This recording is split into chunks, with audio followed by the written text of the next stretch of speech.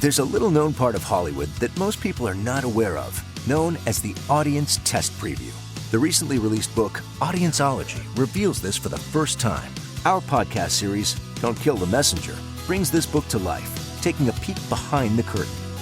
And now, join author and entertainment research expert, Kevin Goetz. I call this podcast Don't Kill the Messenger, largely because I sometimes have to deliver information that clients don't like to hear. Today's guest has been on the receiving end of this in the past, but thankfully, over the years, he's heard far more positive feedback from me. But through it all, he has understood that I am just the conduit and the interpreter of information, and filmmakers can take what they want from it. Nick Stoller is the nicest guy.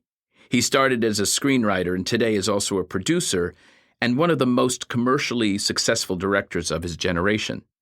Over the years, he's worked on films including Forgetting Sarah Marshall, Get Him to the Greek, Neighbors, The Muppets, Zoolander 2, and Dora, The Lost City of Gold.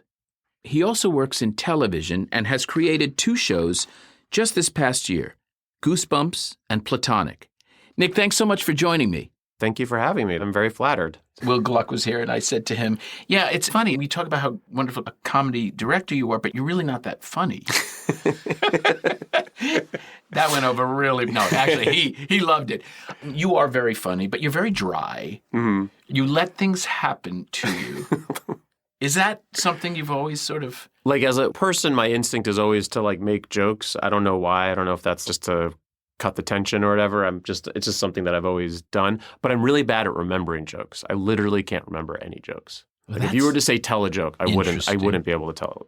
But yet you seem to write them well. So you can then, I guess you're drawing upon things that you do remember in some respect, right? Yeah, I feel like most of my comedy just comes from human behavior. It's more than being joke-driven, or that's the way I think about it, at least. Like it tends to be the biggest laughs. I mean, as you know from all the research you've done, when something relatable happens to a character, more than when someone says a joke. So I want to unpack that a little because we're doing research on you before this interview and discovered that you were born in England. Mm-hmm. You were born in London?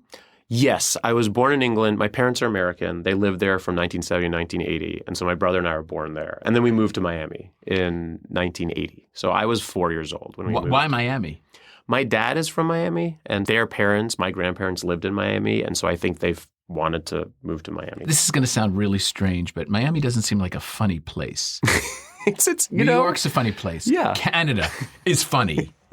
But Miami is not. Miami's pretty funny. I love Miami's beautiful. How did you get formed as the guy you are today, growing up in Southern Florida?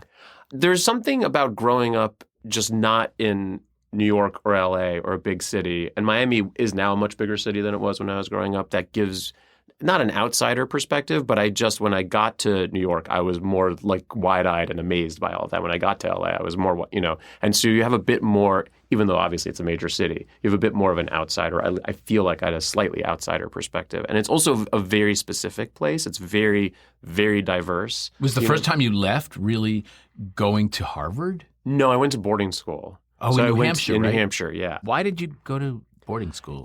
I don't know. Did your brother go too? My brother went too. It just seemed interesting, and my parents were like, you should take a look at this. And so we looked at it, and it looked like fun. And it's the 4 years of my life where I'm Jewish, where I wasn't surrounded by Jews. What was the name of the school? St. Paul's School. Yeah. So it's an Episcopal school.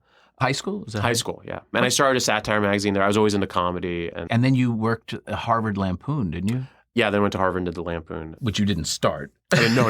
That's been around forever. I think that was like in the time of Thomas Jefferson or something. Yeah. But going back to New Hampshire, what's it like for a kid, I guess you're like 14? Yeah. To be sent to New Hampshire? Are you excited by that or are you terrified? I had loved camp. So I'd gone to sleepaway camp, and I thought it would be like sleepaway camp, and it was not. And so I got there, and I didn't really like it. And it took me about 2 years to kind of like it. And your parents kind of said, no, you committed to this? My parents were like, give it a year. And I gave it a year, and I was like, I'm not someone who gives up. And I felt like I need to keep working at this until I beat it. What did it teach you?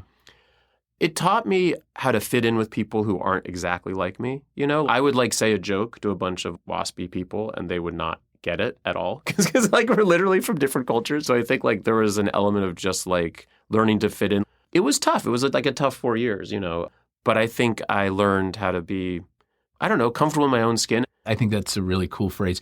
Yeah. Where you get to really discover yourself. In high school, I found a group of like-minded friends who were all into comedy. And by the time I graduated, I kind of knew I wanted to do comedy writing, but we started the Satire magazine, I found my friends, and then I got to college. That was really, you know, I really wanted to lampoon. Wait, okay. Talk to me about that process. So you're kind of a funny guy.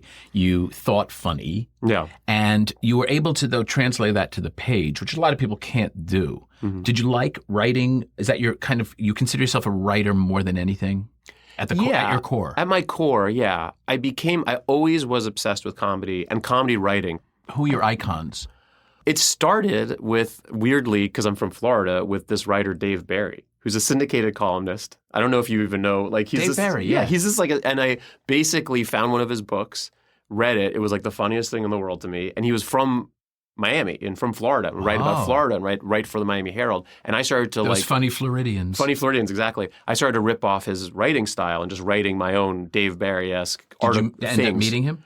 I sent him a letter and said, do you need someone to intern for you? And he replied very nicely, no, I don't. I need like a 14-year-old to intern for me. But thank you for the offer. Did you meet him as an adult?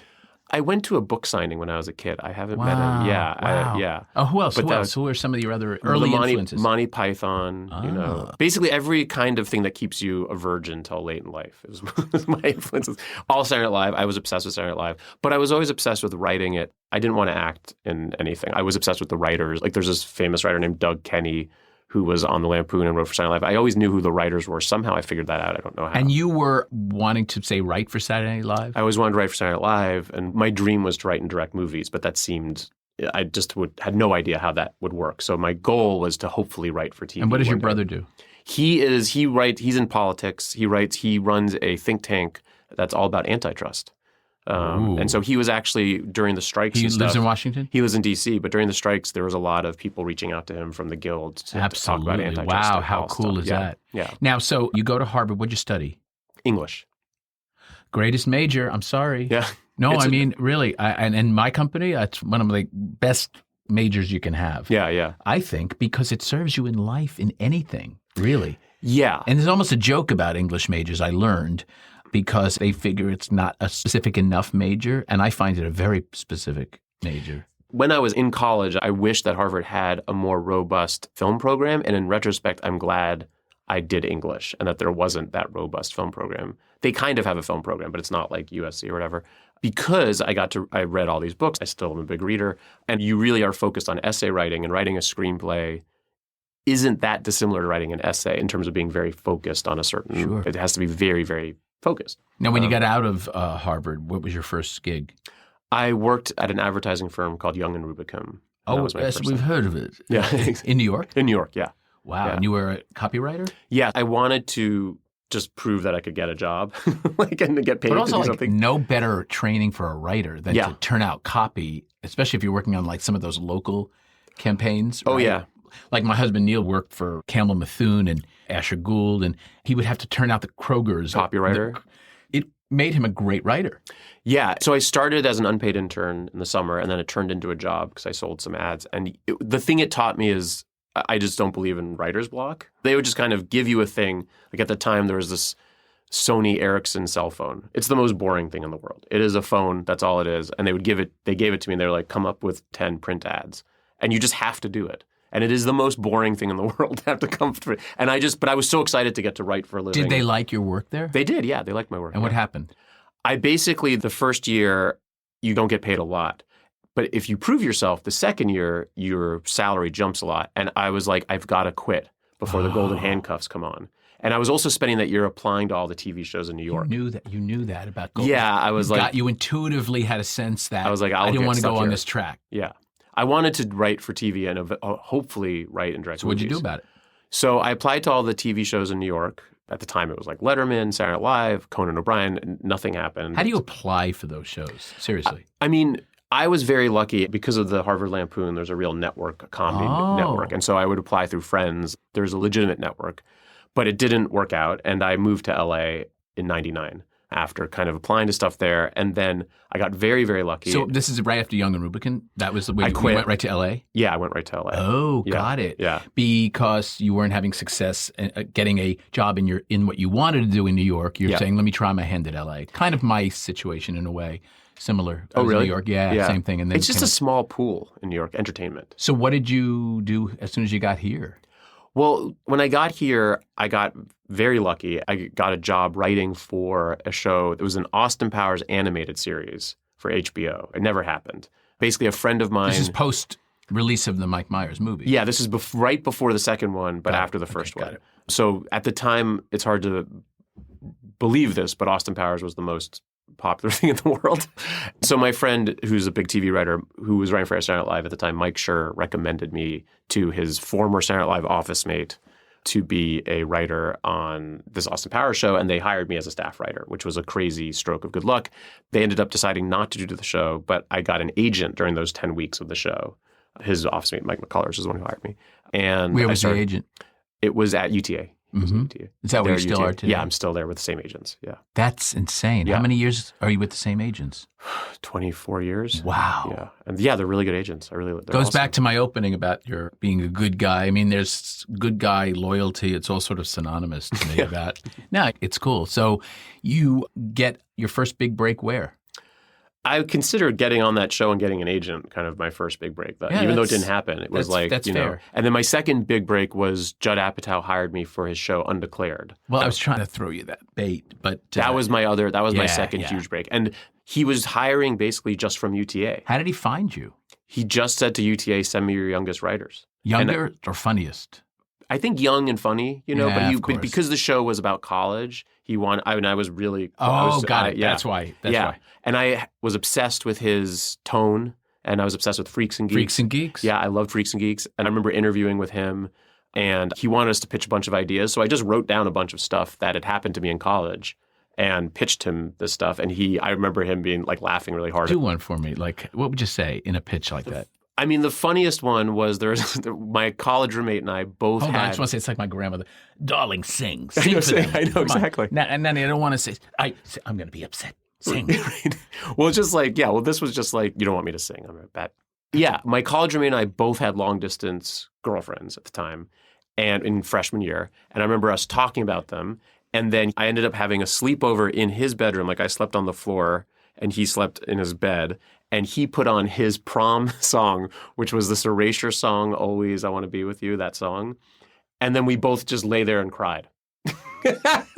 It's like so lame. But I remember, and I was like, it was so funny. That is funny. Yeah, it's really funny. And I was And like, I this totally see Judd. Yeah, it's in Judd's wheelhouse. Yeah. All right, what else did you pitch him? Any other? That was the one that I remember good. that I was like, this would be in Freaks and Geeks. Oh my Lord. And so he said, you're hired there? Then he hired it. Yeah. Did he tell you right there? He didn't, but I had a good feeling after the meeting, you know, and then he hired me. That was an amazing experience. How long did that he's the show greatest. stay on? That show was on for just a season. But then 17 you ended episodes. up working with Judd on several movies. Yeah, so then it ended, and I was trying to get another job, and he told me we write the screenplay with me, and we wrote a script for Adam Sandler. It was fun to write, but didn't happen. But it went well, and then we wrote Fun with Dick and Jane together, and that happened. That was with, and that's where I think I met you. Yeah, that would have. I think I met you on From Dick and Jane. Okay. What did you direct first?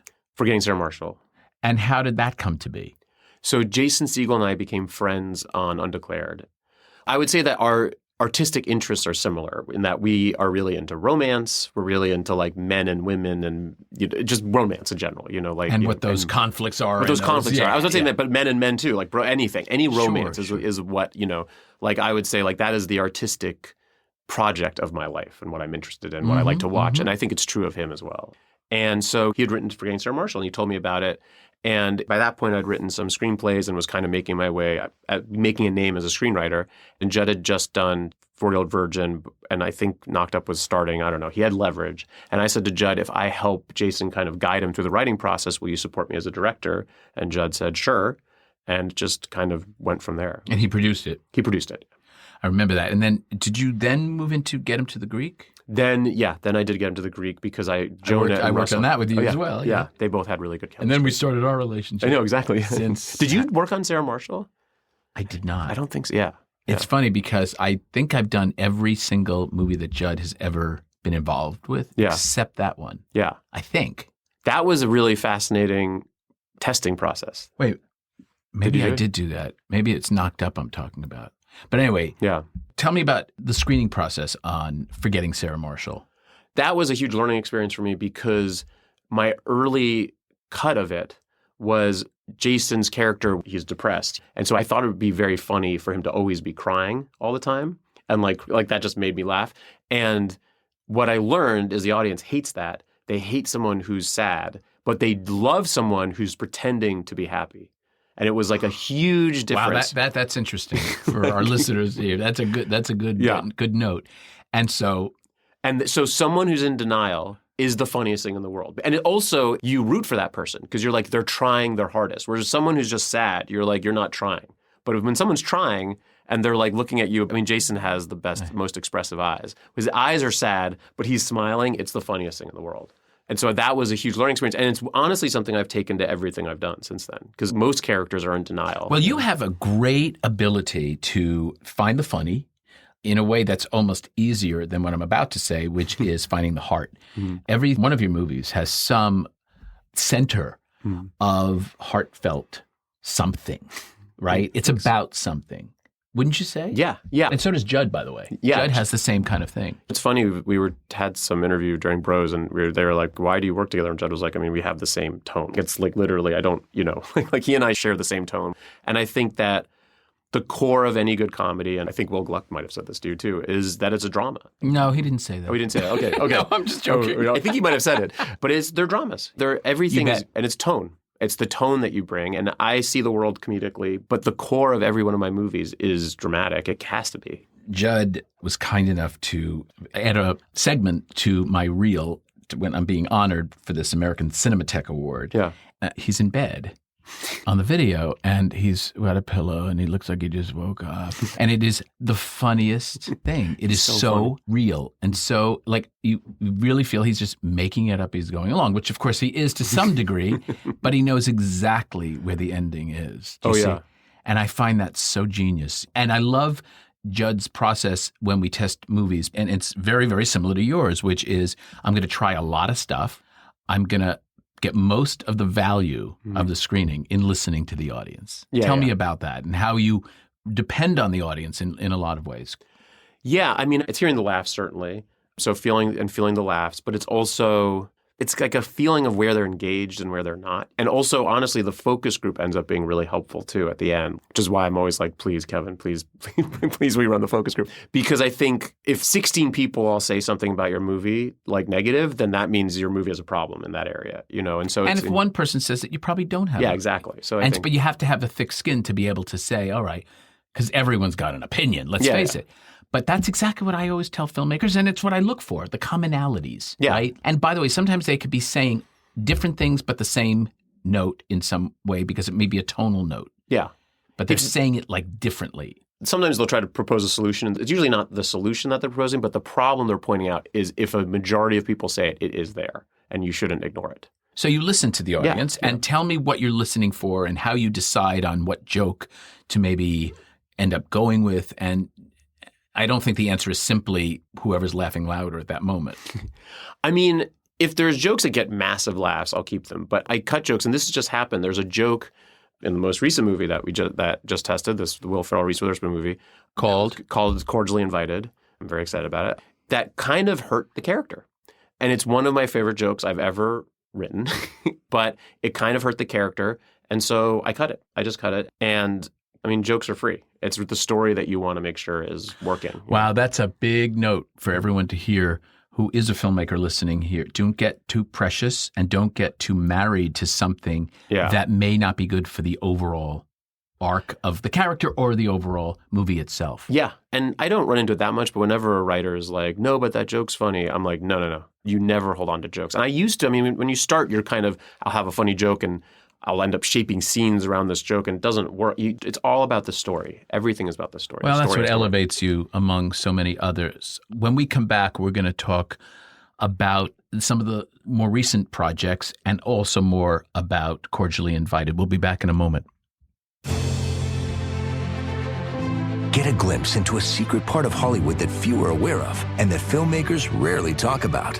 In the new book, Audienceology by Kevin Goetz. Each chapter is filled with never-before-revealed inside stories and interviews from famous studio chiefs, directors, producers, and movie stars, bringing the art and science of audienceology into focus. Audienceology, how moviegoers shape the films we love. From Tiller Press at Simon & Schuster. Available now. We're back with Nick Stoller. Nick, I have to ask you about Bros because, we worked on Bros together. I love that movie. I loved it from the beginning.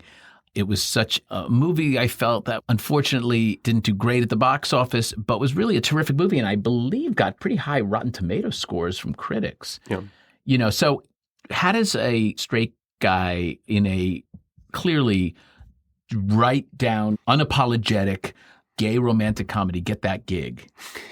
I actually proposed it. So I worked with Billy Eichner, who I think is just so funny. He's such a comic genius guy. Really funny guy. Yeah, really funny guy. I first worked with him on Neighbors 2, and then I cast him in a big part in Friends from College. And I learned on that he really had great acting chops in addition to being really funny.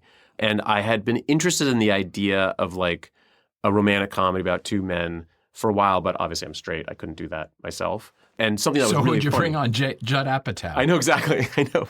Well, Billy who's also straight. He's also straight. That's a hysterical line, though. First, I went to Billy. I didn't start with Judd. So I went to Billy and I said, would you be interested in doing this with me? And he and I share a tone. We both wanted to be really funny and very authentic and heartfelt and honest, which is what I've tried to achieve with all the movies I've done. And the way I thought about it, honestly, is a comedy vehicle for Billy Eichner, not as like a gay romantic comedy, if that makes sense. I thought of it the way I think of Sarah Marshall as a comedy vehicle for Jason Segel or Neighbors as a comedy vehicle for Seth and Zac Efron. And so it was really about getting Billy's point of view on the page. So like you go to the sex scenes though, and I'm just going to say there was a very, very funny truth in those scenes. Yeah. And did you think of it as a sex scene that you might have as a straight guy, or did Billy sort of really dictate what was happening there?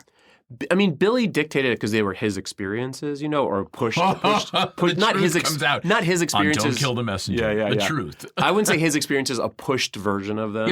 Of course. And obviously, it was that whole movie. I mean, I don't need to tell you, it was all about masculinity and all this other stuff.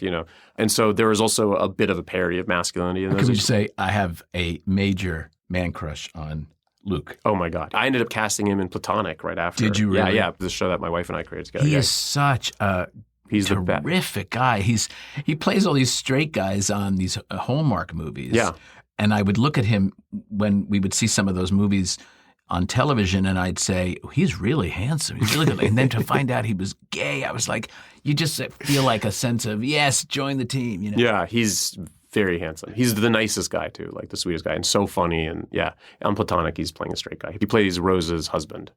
Who is, let's talk about another comedic genius. Oh my God, she's a genius, yeah.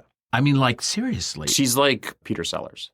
And I think, because she can do these weird characters, like the character she didn't get in the Greek, and she can also play like Seth's wife in Neighbors, and in Platonic she's just Spy. Insane. Yeah, in Spy she's so funny. But what is it about her? You know what is? She's so damn pretty. She's just no, but you know what I'm saying. Yeah. But so you might dismiss the fact that she could be so funny. She's so funny and self-deprecating. She doesn't mind being self-deprecating. She's very she doesn't care. She'll just go hard for the joke. She doesn't. How about Damages? Oh yeah, she's great in that. Damages. Yeah. She plays a fully dramatic. She's not a funny bone in that character's body. I don't think. Well, barely. But she is so good. When she came in to read for Again to the Greek, all I knew was Damages, and I was like, "What is Rose Byrne doing here?" Like I literally, because he'd only done serious stuff, and then we had read a lot of people for that part, and I remember she read, and it was like, "This is the funniest person I've ever read." Like she was so funny. I mean, I have a weird theory about her, which is that she's kind of a like low energy person playing high energy characters. I think there's something about she's not low energy is the wrong. Exactly You know what I mean? She's not. Dry, she's just not. She's very dry. Roll. Yes, she's on a set. She's very quiet. I mean, she's hilarious and awesome. She does not need to be the center of attention. And because there's also an intellect to her. You don't believe her as a stupid gal. It's like when Robin Williams would play, who's very high energy, would play a quieter character. Well, to me, that was the only time I liked him, really, to be honest when you with play you. the opposite of I liked Robin when Good Will Hunting, for example, when he didn't wink at the audience. Yeah. And he was just sort of he's a Juilliard-trained actor. Well, you feel a vibrating intensity there that is exciting, Is there a particular talent you've worked with who's just an exceptional comedic gifted artist other than Rose? I mean, Rose is also physically. I mean, I've just been very lucky. Physically what? A physical comedian. Yeah, no, she's an incredible physical comedian. You might want to finish statement. Statement. She was in the show Physical. No, she's a physically gifted comedian. She's so funny as a physical comedian. I mean, I've just been really, really lucky. We want names. Names of people. I mean, I'll just end up going down my IMDb pages. I mean, Jason Segel is... What is it about Jason? Because I agree. I actually think Jason is a very underrated actor. He's such... Yeah, he's a really terrific actor. Did you see the end of the tour? You must have seen it. It's an incredible performance. Incredible performance. He just is... He'll do some weird little piece of behavior and the audience will explode. They think it's so funny. And then Seth, who's a comic genius and what makes writer. Seth? So Seth's thing is he's just a joke delivery. He can just land joke after joke. And he's a really good actor too. He's it's super warm. But he has the ability to deliver jokes that are completely naturalistic. Another good actor. And an amazing actor and very warm. And also is an amazing physical comedian, but he's very natural. He's supernatural at saying jokes, which is very hard to do. How about Zach? Zach is insanely charismatic and really committed. I mean, everyone has their own process, but up until that point was more used to the way comedians approach stuff. And he's not a comedian, he's an actor, but his intensity made that part so funny. And I remember screening the movie and the audience just died laughing at his intensity. Like when he tells Seth and Rose, when they call the cops on him, that he's disappointed in them, it's one of the funniest. He's so funny. And he's not even trying to... he knows I think he knows it's funny, but he's not trying to be funny. He's invested in the character. Who would you like committed. To work with who you haven't worked with comedically? I'm obsessed with Ryan Gosling. I think he's so funny. And his dramatic stuff, Drive is one of my favorite movies of all time. Oh, God, I worked on that movie, but also, Lars and the Real Girl? Oh, it's so funny, yeah. There's something about his choices of material always been impeccable. Oh, yeah. Part of being a star, I think, is selecting, obviously. It's a huge part of it. It's a huge part of it, right? You also... I'll say on my bucket list of actors was Will Ferrell and Reese Witherspoon, and to get to work with them was insane. Let's segue there because I'm going to I should just say I was pretty starstruck and excited to work with them. Okay, so I can't really talk about movies before they come out, but I think you can. I will just say that it is hysterical, and it also has great heart. Mm-hmm. There's a scene actually in this amazing romp where I cried. You want to talk about how you got involved in that project and how you found that balance? My goal for almost all my movies is to make people cry more than laugh. I know that sounds weird. Do you want to tell the scene I'm referring to? Is it the mother? Yeah. There's a scene between Reese and her mother. Played by Celia Weston, the great Celia. Yeah. Celia Weston is she's so one of those actors who you've seen in so many things, don't necessarily know her name. Yeah. Unless you're in the industry, right? But she delivers this pathos that is just so insane. Yeah. Yeah. She's so good in it. Reese and her mom have not a great relationship, and she plays kind of a scary mom and not the nicest. She doesn't seem that nice, and it's all about peeling back those layers. What is the movie about? It's about a double book destination wedding. So there's two weddings that both book the same place on the same weekend. And so Will's daughter is getting married and Reese's sister is getting married. But what is the movie about? Oh, about? No, you answered the question. That's what I'm trying to get at, is what's going on with you as a filmmaker. Because that's just the plot. That's the plot. Yeah, the emotional that's stuff. What I'm getting at. It's about being honest with your family. That's really what it's about. It's also about getting older, a bit. I'm 47. I think it's about both those things. You said there was a line you said that Will said that you ended up taking out because it hurt the character. How so? To me, the exciting part of this movie is bringing Will Ferrell and Reese Witherspoon and putting them in and we all know they're going to get together as an audience, right? But also the movies they've done are slightly different. I would just to paint in a broad brush, like hers can be a bit more grounded and his are a bit more comedic or whatever. And so to bring them into the same movie, but I was just like, it's my tone, so I'm trying to do my tone too. I think bringing them to the same reality level is all. And they're both excellent actors and can pull it off. So it's the choices I'm making as a director. And he had a joke kind of late in the movie, kind of right where he has this moment, he has a scene with his daughter where they're making up. And he had a joke that is one of my favorite jokes that he said, but I think it hurt. But then like literally 3 minutes later, he is in a car with Reese Witherspoon and saying, I like you, and they kiss and stuff. Not to, ruin it. And that joke kind of just made the audience be like, but I don't know if she should be with him. Right. Right. I don't say this obviously to give anything away, and that won't, but it illustrates the sophistication that one has to have when looking at the whole, the total. Yeah. And often, because you have a star, there's an inclination to not want to cut. There's often, for a young filmmaker, not like yourself, to favor a particular actor in a role because they're enamored with them and they think everything they do is spectacular.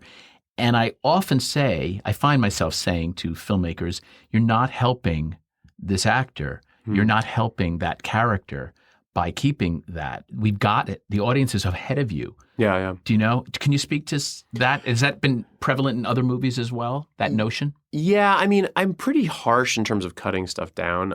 My joke is that I've put my kids in little roles in my movies and cut them out of all of them. So like literally it's You my did children. not. I did. Well, yeah. that's just plain bullshit, man. Yeah.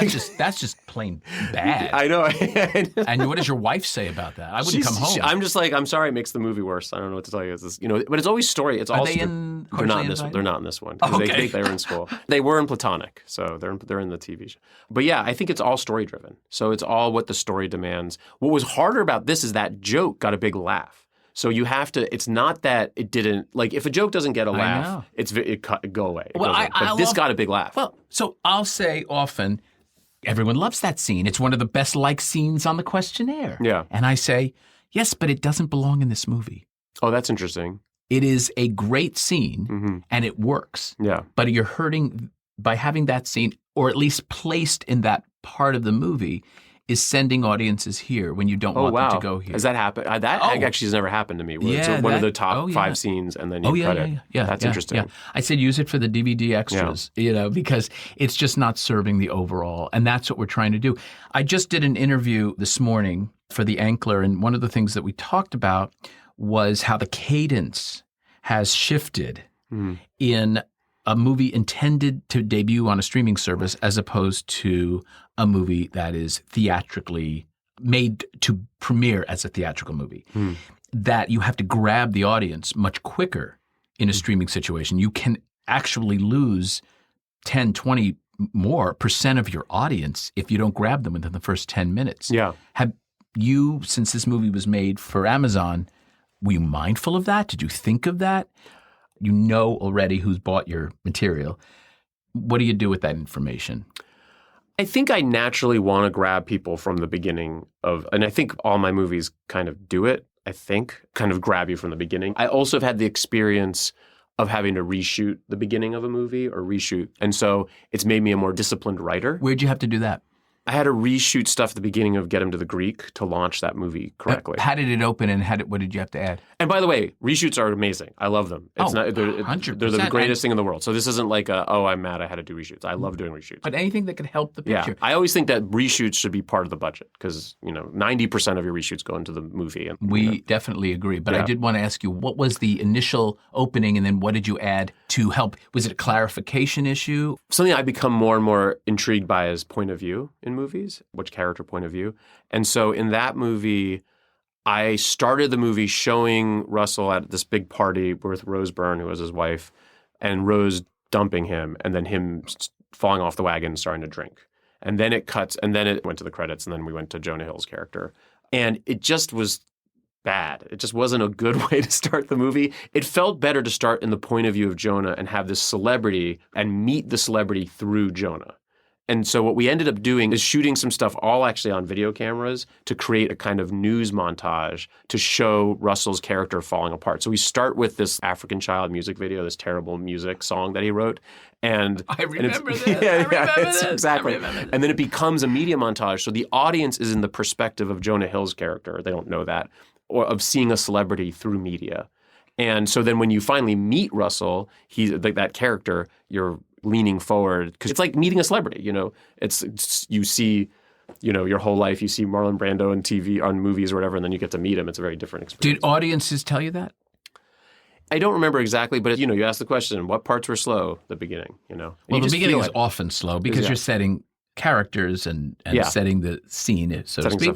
But in this particular case, it was almost a tonal shift you wanted, huh? That's point of view. And the same thing happened on Neighbors as well. So it started with a whole sequence of them doing a bunch of stuff to get kicked out of their fraternity. And then we cut to Seth and Rose. And we ended up realizing the point of view is all Seth and Rose. So we just started with Seth and Rose. And then they see the frat moving in next door. And that was the first time we see Zach is through their eyes. Did you write it? I didn't write it. No, Andrew Cohen and Brendan O'Brien wrote that. So you were invited to the party. Yeah, so I've been friends with all those guys, Seth and Evan. And I remember Evan Goldberg called me up and said, we have this movie for Zac Efron and Seth. It's called Neighbors. Da, da, da. And I immediately understood what the movie was emotionally before I even read the script, which was just like basically the two times I'd had an existential crisis in my life was when I graduated from college and when I had my first child. And it was the very similar feeling of my life not being my own and being out of control. And today, right now, talking to, no. And so I was like, oh, I know exactly what will connect these characters before I read it. And then I read it and the script was really funny. It had some of that, didn't have other parts of it. And Brendan and Andrew are super funny and we kind of developed it. And then how has being a dad informed you as a filmmaker? Oh, hugely. And this is actually something else. This is funny. When I listen to Will's interview, I always make movies that are like about what I just went through. You know, not Cordially Invited. That's like about something that I'll probably go through in the future. So like Neighbors was about new parenthood, really. At that point, I had 2 kids, but it was fresh in my mind. Or Sarah Marshall was about dating. Again, at that point, I was married and, you know, expecting a kid. So I'm always like looking back and trying to find, it's not autobiographical, but the emotional experience of each movie is that in a way why you chose to do Dora?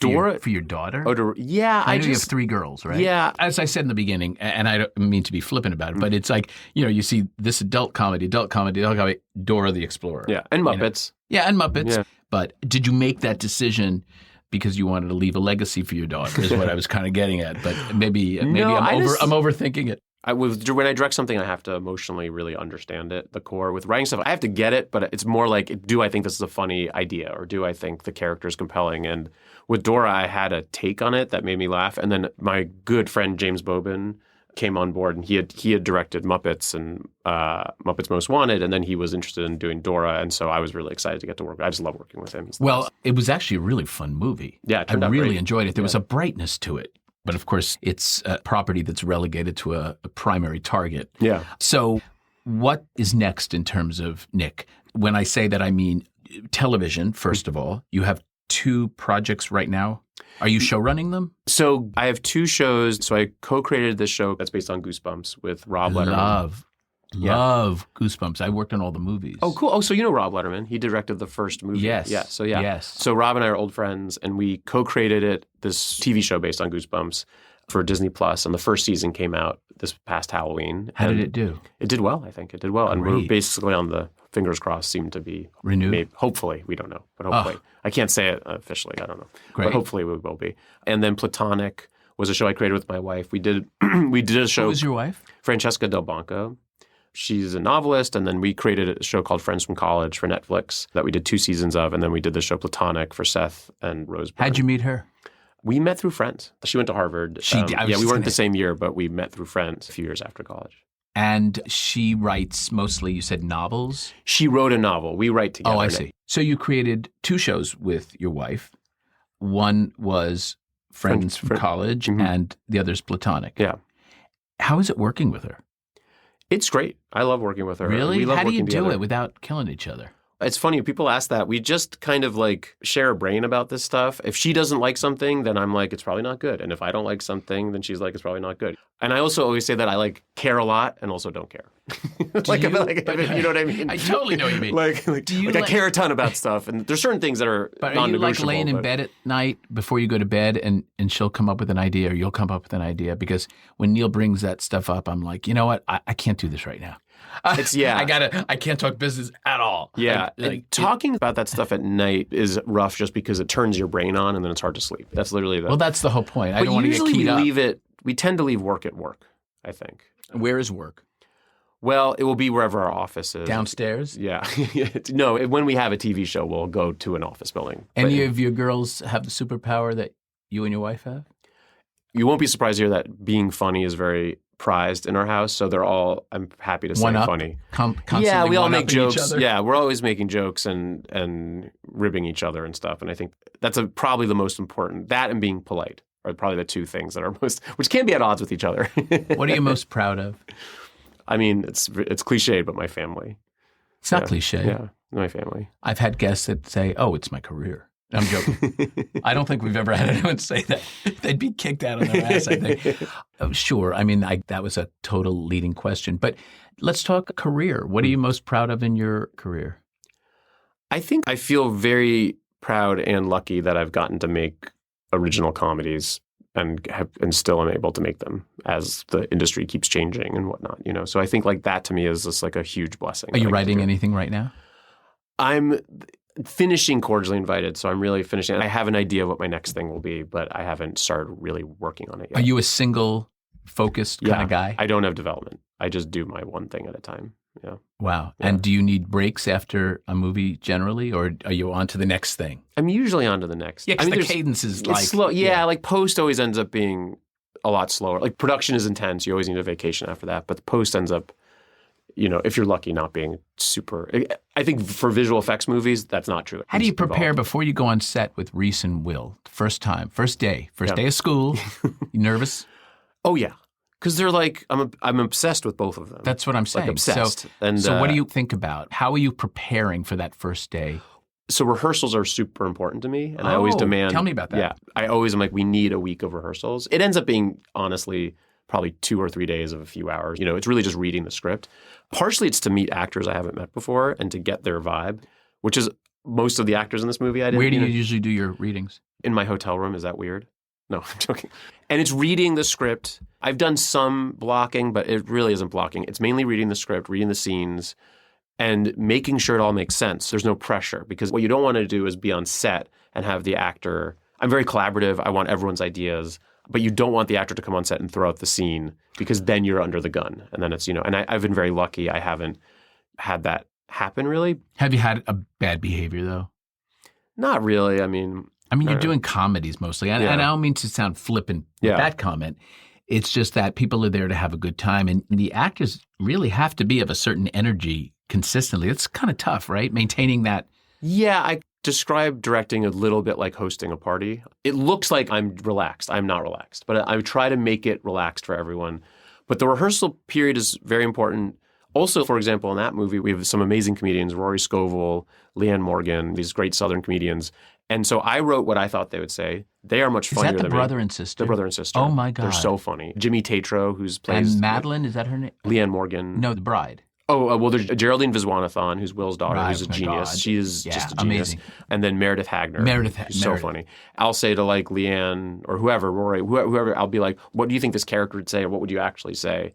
In a rehearsal, there's no pressure. There's no like time pressure. And so people will just kind of riff and we'll joke around about stuff. And we discover stuff, a lot of stuff, because the characters that I write, I want to adjust them for who I cast. You let the actors play? Yeah. Oh, yeah. Yeah. So you'll leave the camera rolling? We do improv, but it's a lot of me being like, now say this, now say that. And it's pretty focused on this, and it has to be on story. What I don't like is a feeling of riffiness. When I'm watching... Movies don't come off that way. They always seem situational. Yeah. They always come out of the character. It feels like that. That's very interesting. Yeah. Obviously, my favorite movies would be like Broadcast News or Terms of Endearment, these movies that feel naturalistic but aren't riffy. They are written. You know? Do you feel like because Reese and Will are both really good producers as well, it may put more pressure on you? It was just helpful because their notes were really smart. Ah. So it wasn't, and they also were very respectful. So it was like the whole thing. It was like we were all adults in the room, you know, we're all around the same age. And they were like very respectful. They were like, you're the director. But they were also like, gave me really smart notes, both of them. I mean, that really helped the movie a lot and changed the movie a lot. And they also gave them to me at the right time, like as I was writing the movie. When does it come out? I don't know. Oh, because people need to see it. It's just so beautiful. And I love the music that you use. Oh, yeah. That's what I was going to say. The interludes. before coming on air, we talked about going to New York, and you said, I just saw Merrily We Roll Along and Sweeney Todd, which is, you said amazing. Also, and those are the exact two shows that I'm going to see when I go to New York in a couple of weeks. Tell me, though, why you like the theater so much and how you use theater music. Yeah, I love musicals. I love Sondheim specifically. A Little Night Music is maybe my favorite thing ever made, like of anything. Like it's Isn't so it rich? Are we a pair? Here at last on the ground. Yeah, it's just the most beautiful musical. Anyways, I was working on this movie, Cordially Invited, about this. It's a big wedding movie, almost Shakespearean in its like mix-ups and stuff.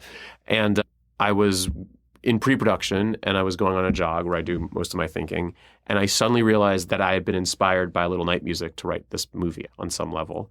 And I was like, wait, I think the opening credits should be set to the overture of Little Night Music. It was like, it all kind of came to me. I was like, this is... I didn't know that was it. Yeah, that musical is very famous, but I don't think the overture necessarily is. And I wanted it to be like a tense, kind of weird, but also magical opening to kind of set the tone for the movie. And I've never really done a credit sequence like that before because it's not something that's done. Usually people are blasting you into their movie as fast as possible.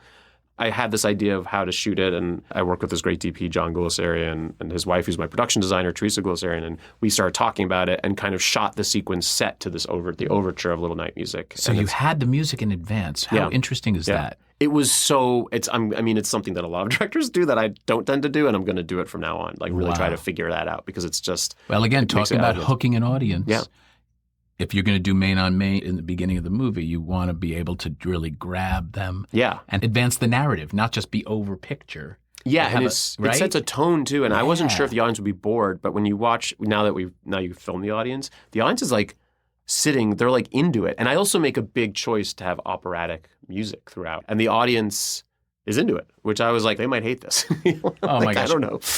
Nick Stoller, we can talk forever. You are such a talented filmmaker, and hearing your perspective, I think, is really going to interest so many people who listen to this podcast.